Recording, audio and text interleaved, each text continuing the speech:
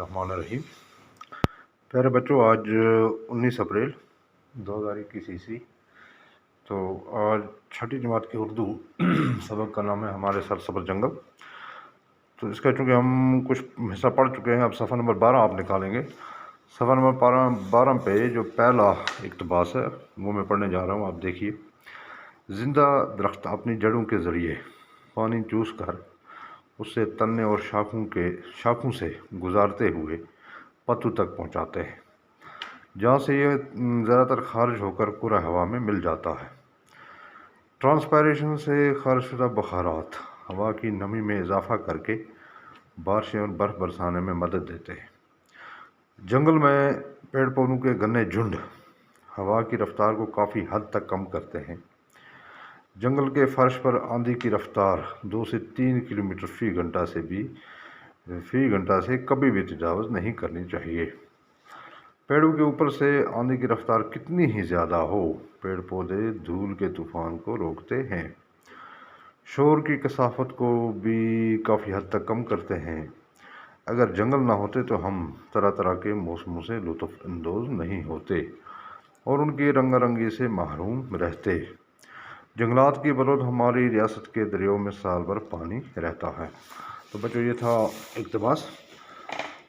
इसमें कहते हैं कि जो ज़िंदा दरख्त होता है, ज़िंदा दरख्त तो अक्सर सभी ज़िंदा होते हैं क्योंकि ये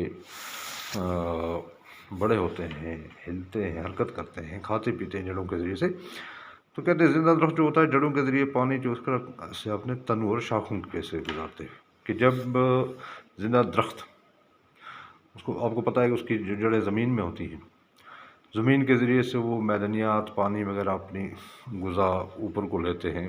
वो पहले तने में जाती है, फिर उसके बाद शाखों में जाती है, फिर पत्तों में जाती है।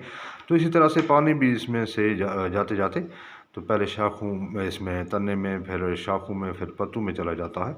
तो पत्तों से पत्तों में एक चीज़ होती है जिसको स्टोमेटा कहते हैं। उन पत्तों के ज़रिए से, ये स्टोमेटा के ज़रिए से पानी फिर हवा में चला जाता है, तो इसको ट्रांसपायरेशन कहा जाता है। तो इससे क्या होता है कि जो पानी जब हवा में चला जाता है तो हवा में नमी बढ़ जाती है, यानी पानी की मिकदार बढ़ जाती है, तो उससे बारिश या बर्फ़ पड़ती है। इसके अलावा जंगल पेड़ पौधों के घने झुंड, कि जंगल में जो पेड़ पौधे होते हैं घने, ज़्यादा घने, और वो हवा की रफ्तार को काफ़ी हद तक कम करते हैं।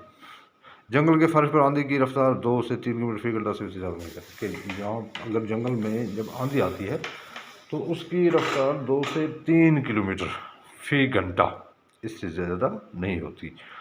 तो इसका मतलब है जंगल हमें वहाँ से फ़ायदा देते हैं कि आंधी तूफ़ान से नुकसान भी हो सकता है।